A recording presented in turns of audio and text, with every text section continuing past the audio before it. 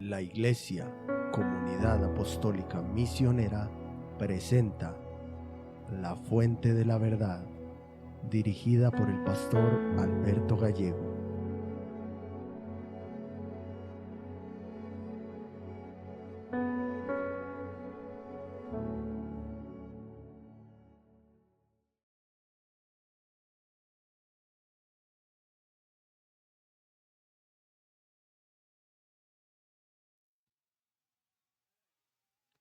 Hermanos, Dios los bendiga a todos nuevamente.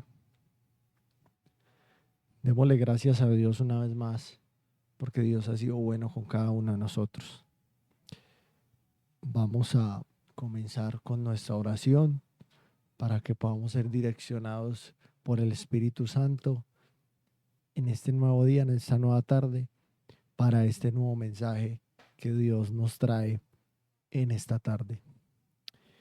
Vamos a orar. Padre Santo, gracias Señor. Gracias porque tú sigues siendo bueno, Señor. Porque tu palabra dice, Señor, que nuevas son tus misericordias cada mañana, Padre. Gracias por permitirnos a cada uno, Señor, continuar aquí, tener fuerza, Señor, poder tener la disposición, poder escuchar y poder estar presentes para crecer a través del conocimiento de la Escritura, Padre. Ponemos todo lo que vamos a hacer en tus manos, Señor. Todo sea para la gloria y la honra de tu nombre, y todo sea para que tú nos hables, Señor, según lo que tú quieres decir en esta tarde, Padre. Dejamos todo en tus manos, pidiendo la dirección de tu Santo Espíritu, Padre, en el nombre de Jesús. Amén y amén. Hermanos, vamos a la escritura, la primera epístola, o también podríamos decir primera carta de Pedro, el capítulo 4, versículo 12. Y dice: Amados, no os sorprendáis del fuego de prueba que os ha sobrevenido, como si alguna cosa extraña os aconteciese.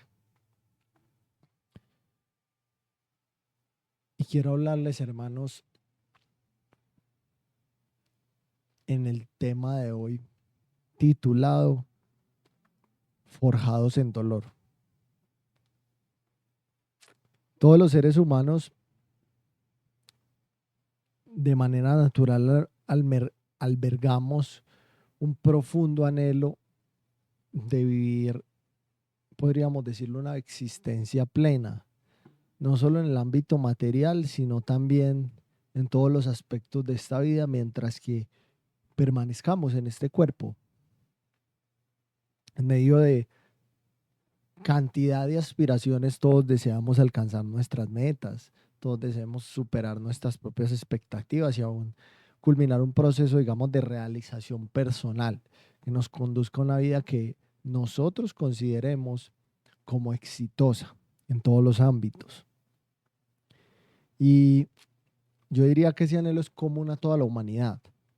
Suele ir acompañado de esa expectativa de que todo ocurra conforme a nuestros planes, porque eso es súper importante para los seres humanos y que no hayan tropiezos ni aún contratiempos en medio del camino. Y hago esta reflexión, hermano, porque desde la perspectiva humana resulta extraño o incluso irracional considerar de alguna manera que el sufrimiento, las pruebas, las dificultades que puedan venir a nuestra vida tengan algún valor positivo o que de manera voluntaria alguien desee atravesar por ellas. No obstante, la vida cristiana, hermano, ha sido lamentablemente presentada en manos de muchos que desconocen y aún tergiversan lo que la misma escritura dice como una vía para la resolución definitiva de todos los problemas y como esa erradicación completa de cualquier dificultad en la vida de cualquier persona. Eso se ha visto en muchas partes y casos puntuales, las personas terminan defraudados de esta situación porque han venido engañados, ¿cierto? Han llegado al evangelio siendo engañados por otros, queriéndoles aparentar y demostrar que en la vida cristiana todos los problemas y todas las dificultades han de solucionarse de un todo y por todo en la vida de la persona. No es raro cuando uno escucha afirmaciones como Cristo es la solución a todos sus problemas. Y eso es una frase que se ha hecho muy famosa. Y yo diría que si bien esa frase, hermanos, encierra una parte de verdad, ¿cierto?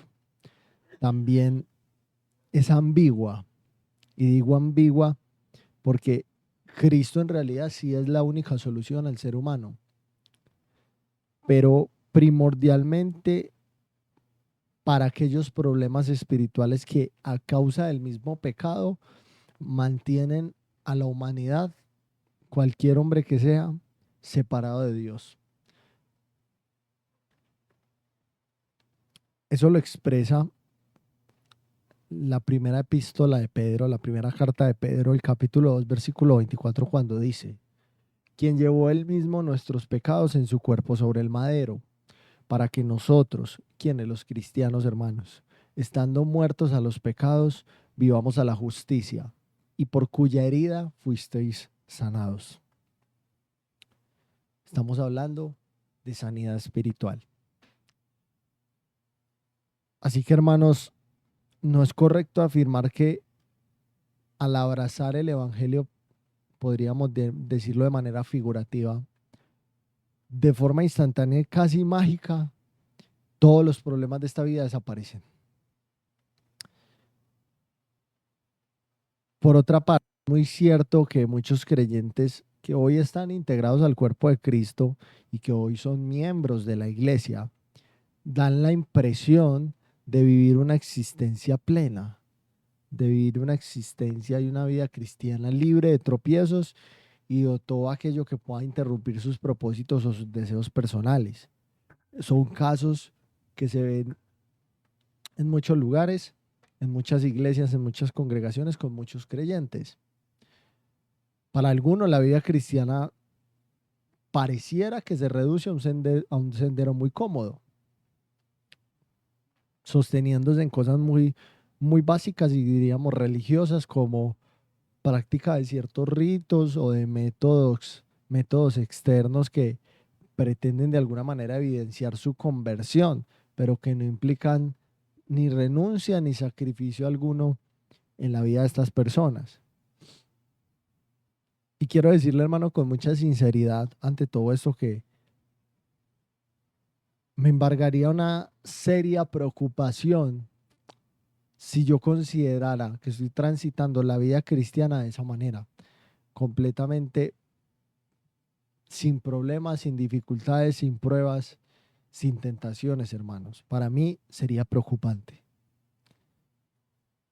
Si un creyente se encuentra en un camino de una aparente tranquilidad absoluta, exento de pruebas, exento de tentaciones, como les decía, y de dificultades, yo creo que debería reflexionar con mucho cuidado, pues ese estado, hermanos, debería ser, según nos advierte Pedro en la primera carta, el capítulo 4, versículo 12, una señal de alerta para cualquier que profese la fe en Cristo. ¿Por qué le digo esto? Porque si usted lee el pasaje inicial, estábamos leyendo, Pedro dice a los mismos cristianos que no se debían sorprender por la prueba de fuego que les había sobrevenido, como si alguna cosa extraña les hubiera sucedido. O sea, les estaba diciendo en pocas palabras, es completamente normal que el cristiano pase por pruebas. Y es la ley, podríamos decirlo, del cristianismo. Pruebas, dificultades, tentaciones. Ahora surge la pregunta, ¿qué quiso decir el apóstol Pedro cuando mencionó esas palabras? En primer lugar, hermanos, tendríamos que decir que Dios utiliza y utilizará el sufrimiento para guardarlo tanto a usted y a mí del pecado. Estamos seguros que muchos de nosotros, e inclusive muchos de ustedes, pueden meditarlo y pueden caer en cuenta de que así pasado en su vida cristiana, hemos vivido esa experiencia de que hemos pasado por sufrimientos, por momentos de dolor, de problemas, de muchas dificultades, y que a través de eso Dios forja al cristiano y lo mantiene alejado del pecado. El sufrimiento nos guarda del pecado, pero Pedro en este pasaje está diciendo un poco más de esto, hermanos. Está yendo un poco más allá. El apóstol estaba diciendo que nosotros hemos sido librados del pecado. Ahora, eso indica que Dios ha realizado una provisión para tanto para usted como para mí, para que nosotros podamos vivir la vida cristiana, ¿cierto? Pedro presenta de una manera muy clara, hermanos, que nosotros hemos renacido por la palabra de Dios, dice la Escritura. El Espíritu Santo, por medio de la palabra de Dios, produce un hijo de Dios. Y ese hijo de Dios tiene una nueva naturaleza y esa nueva naturaleza no va a vivir en el pecado. Y en este pasaje, Pedro deja muy en claro que cuando la vida se presenta fácil, existe ese peligro como creyente de dejarse llevar por una forma de pensar, como considerando si cada bendición que llega a nuestra vida es como si nos fuera debida de alguna manera. Y así muchos podemos llegar al punto en el que no apreciamos o valoramos nuestra vida como deberíamos valorarla. Como cristianos surge la pregunta, bueno, ¿qué valor asignamos a nuestra vida? O sea, hágase usted la pregunta, ¿qué valor asigno yo a mi vida? Dios muchas veces permite que nosotros suframos, tengamos problemas, dificultades para guardarnos del pecado y para enseñarnos el valor apropiado de la vida. Me explico mejor. Dios muchas veces nos somete a prueba para acercarnos a Él y darnos una nueva dirección, hermanos, y un empuje para nuestra vida. Y a través de eso se cumple el propósito de ese sufrimiento. Porque las personas se preguntan, bueno, ¿qué propósito tiene y por qué yo no puedo vivir una vida plena, una vida completamente tranquilo como cristiano? Porque, como les decía hace un momento, muchas veces si entramos en esa plenitud y en esa tranquilidad, corremos y estamos en el peligro de no valorar nuestra vida como deberíamos. Y cuando menciono no valorar nuestra vida como se debería, me refiero al hecho de que no nos damos cuenta nuestra posición en Cristo y creemos que cada una de las bendiciones que recibimos es porque nos es debida, o sea, porque de alguna manera la merecemos. A eso me refiero. Ahora bien, cuando nos alcanza el sufrimiento, la mayoría de cristianos reacciona como si eso fuera algo extraño. Y solemos pensar muchas veces que nadie ha sufrido nunca como nosotros hemos sufrido. Y es la posición de todas las personas. Decir que nadie ha llegado a sufrir o a pasar el dolor que nosotros hemos sufrido. Yo no conozco su problema, sus dificultades, como usted puede que no llegue a conocer los míos o, los de cualquier otro cristiano.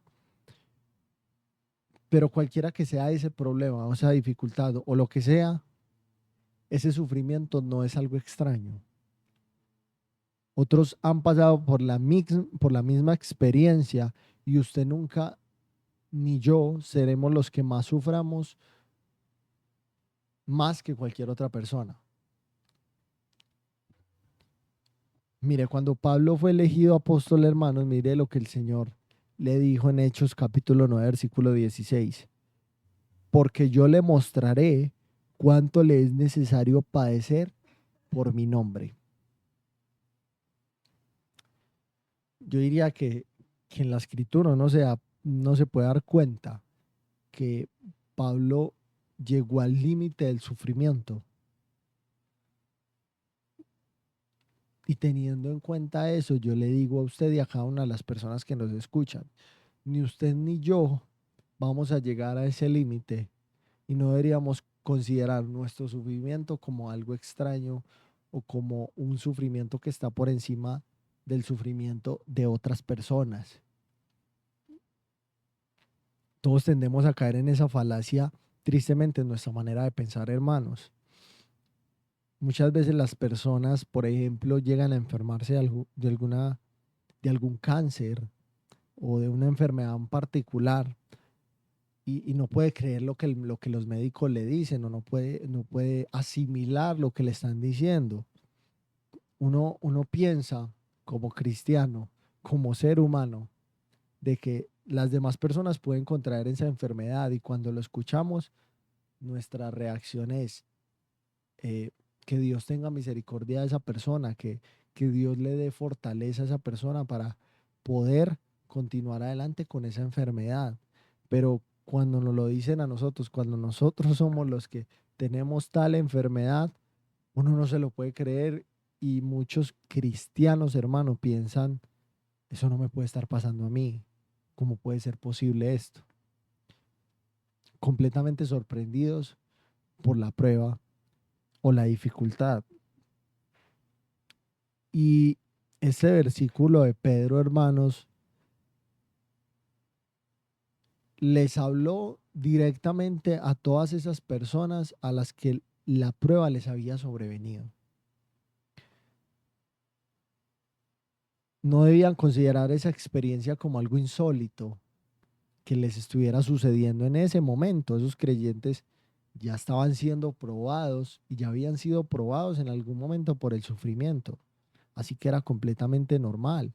Además, hermanos, el sufrimiento no es algo accidental, sino, como les decía yo al principio, una experiencia cristiana completamente normal. Fue como, de alguna manera, como si el apóstol les hubiera dicho, no crean que es una vivencia extraña, porque es la experiencia normal de los creyentes en este mundo, de todos los cristianos, todas las personas que decían seguir a Cristo. Cuando, cuando Pedro menciona la frase, el fuego de la prueba, literalmente significa ser fundidos en un horno. Me voy a explicar mejor, hermanos. Cuando usted mira al rey David, se da cuenta de que él habló de que el hecho de que Dios lo estaba probando como la plata. Se coloca en un horno para purificación. Y ya hemos hablado de ese pasaje en este programa, hermanos, de algo similar. Y encontramos esa misma idea que David dio a través de toda la Biblia. Pero ya había mencionado ese fuego de prueba en varias ocasiones, porque personalmente él había soportado el sufrimiento y aún le esperaba pasar por la misma muerte de un mártir como fue que terminó él y como terminaron muchos otros hombres, muchos apóstoles de los mismos apóstoles de Jesucristo. Entonces, nuevamente podemos decir de alguna manera, hermanos, que el sufrimiento es una señal, una evidencia de que usted es un hijo de Dios. La prueba, yo diría, más convincente de que usted es un hijo de Dios es que usted puede soportar ese sufrimiento, soportar esa prueba, esa dificultad, que usted puede seguir adelante en medio de esa dificultad. Si nosotros como cristianos estamos teniendo una vida completamente cómoda, sin problemas, llena de halagos, llena de respeto y aún de reconocimiento por parte de los demás hermanos, puede que usted no sea un hijo de Dios porque esa no es la forma en que Dios actúa con sus hijos. Cuando un cristiano comienza a poner en práctica todas sus convicciones, precisamente, hermano, no se convierte en una persona popular, sino que más bien en todo lo contrario, se da cuenta y es consciente del rechazo, del abandono de ciertas personas, del vacío de muchos grupos que tal vez a los cuales pertenecía y ahora en los cuales ya no es aceptado y tiene que hacer frente a ese vacío y a todos esos rechazos que reciben y que a los que los someten los demás. La primera carta de Pedro, el capítulo 4, versículo 19, mira lo que dice. De modo que los que padecen según la voluntad de Dios encomienden sus almas al fiel Creador y hagan el bien. Con todo esto que estamos diciendo, hermanos, no estamos queriendo decir que Dios es un Dios cruel, no. El enfoque de todo esto, hermanos, es que a través de las pruebas, las dificultades, los problemas y el sufrimiento, hay muchos beneficios para el cristiano. Y tanto Dios nos mantiene alejados del pecado a través de él, como que nos santifica a través de ese proceso, hermanos. Forja el carácter de un cristiano genuino. El apóstol Pedro dijo que los que padecen, o sea, puede que un cristiano sí esté viviendo en este momento una vida completamente en bendición y que en este momento de pronto en su vida no tenga problemas y esté pasando por un momento donde está teniendo una etapa de su vida espiritual y su vida personal exitosa, pero llegará el momento donde vendrán las pruebas y las dificultades. ¿Por qué? Porque a través de ellas Dios mantiene nuestra mente enfocada en lo que verdaderamente vale la pena y nos ayuda a entender el verdadero valor de nuestra vida y nuestra posición en Cristo. Entonces Pedro le dice Pedro les está mencionando a sus lectores y le dice que los que padecen encomienden su alma al Creador. Y surge la pregunta, bueno, si le decías a sus oyentes y sus oyentes encomendaban sus almas al Creador, la pregunta para usted y para mí, haciendo frente a este texto es, ¿hemos confiado verdaderamente en Dios en medio de todas estas pruebas? Muchas personas, yo diría que tienen depositado su confianza en muchas cosas de este mundo, más no en Dios. Y sucede igual con los cristianos. Aún muchas personas en el mundo, si uno mira, depositan en un banco, en una caja de seguridad y guardan cosas muy valiosas allá. Y durante el día y la noche se sienten completamente tranquilos porque saben que se encuentran en un lugar seguro. Ahora bien, yo puedo ir a dormir esta noche, usted y yo podemos ir a dormir esta noche sin tener preocupación por nuestra alma. ¿Y a qué me refiero con esto? A que puedo descansar en paz conmigo mismo porque sé que Cristo se hace cargo de mi alma, porque yo ya le entregué mi alma. Yo deposito mi confianza en Él, encomiendo mi alma a Él y yo descanso. Confío completamente en Él y descanso porque sé que mi alma está en un lugar seguro. Aún cuando pueda estar pasando por cualquier problema y por cualquier dificultad. Muchas personas lastimosamente, y lo digo porque sucede dentro de las iglesias, muestran o aparentan o proclaman poner su confianza en Dios en medio de la trayectoria de su vida cristiana, pero cuando llegan muchos problemas y dificultades, pareciera que esos problemas y dificultades los derrumban completamente.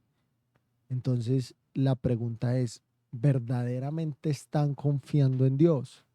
¿Verdaderamente han hecho el depósito en Dios? ¿Están encomendando su alma al Creador? Porque dice, de modo que los que padecen según la voluntad de Dios. ¿Y cuál es la voluntad de Dios? Muchas veces, hermanos, la voluntad de Dios es el problema y la dificultad más extraña que nos pueda parecer. Muchas veces es la dificultad más inesperada que puede llegar a nuestra vida. Y yo diría que el 100% de esas ocasiones, casi un 80%, ni siquiera podemos llegar a entender el porqué de las dificultades. La pregunta es, ¿le ha encomendado usted su alma al Señor en medio de sus pruebas y sus dificultades?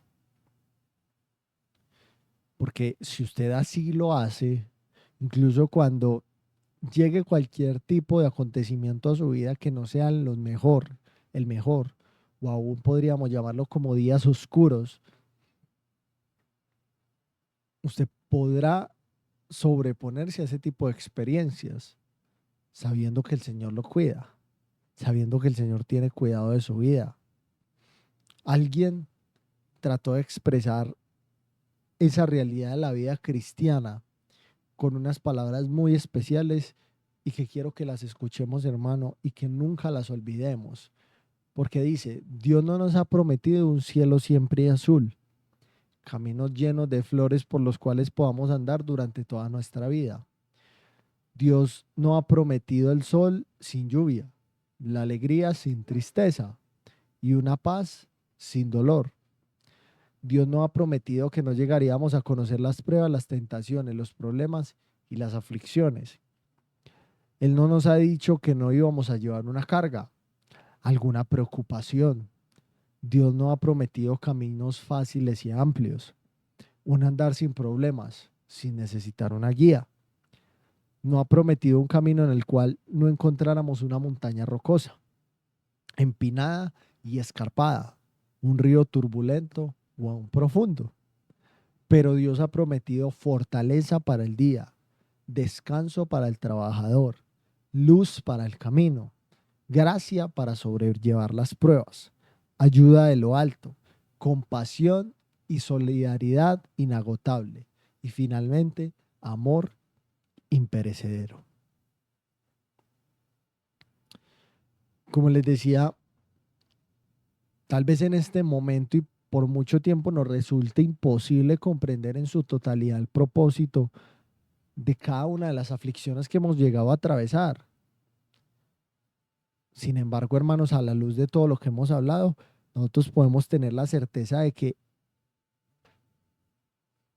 en el mismo tribunal de Cristo, donde todos vamos a comparecer, nos vamos a dar cuenta plenamente y vamos a hallar la respuesta a cada una de las preguntas que con seguridad hoy albergamos respecto a muchas pruebas y muchas situaciones de las cuales vivimos nosotros, tentaciones y dificultades en nuestra vida, hermanos. Nuestro Señor Jesucristo expresó esto muy claro, hermanos, para cada uno de nosotros en Juan capítulo 16, versículo 33, que dice: estas cosas os he hablado para que en mí tengáis paz.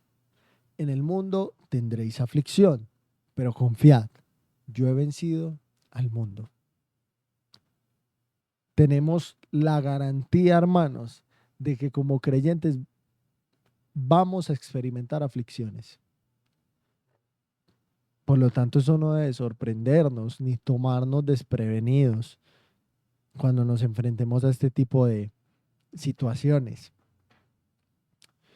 Como lo mencionaba al principio, cuando la Escritura compara el proceso de refinación de un metal precioso como el oro o como la plata con el sufrimiento del Hijo de Dios, nos muestra de forma ilustrativa cómo este proceso aleja al creyente del pecado, afirma su mente y su posición en Cristo y lo conduce, yo diría que de manera inevitable, por el camino de la santificación, porque solo queda ese camino cuando Dios purifica a un creyente a través de eso.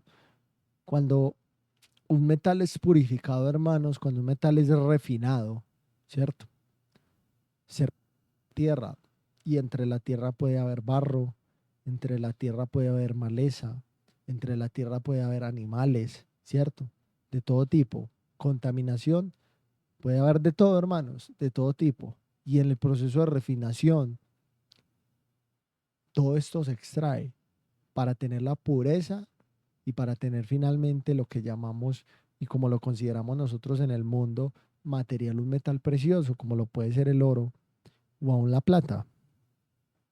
Entonces yo diría que se trata de un compendio de beneficios y bendiciones espirituales que, si bien muchas veces no logramos entender plenamente, sí podemos experimentar y vivir a través de la obra de Dios en cada uno de nosotros, y podemos estar tranquilos y confiados de que, como les decía ahorita, de que nuestro depósito está en el Señor y que nuestras almas están encomendadas al Señor.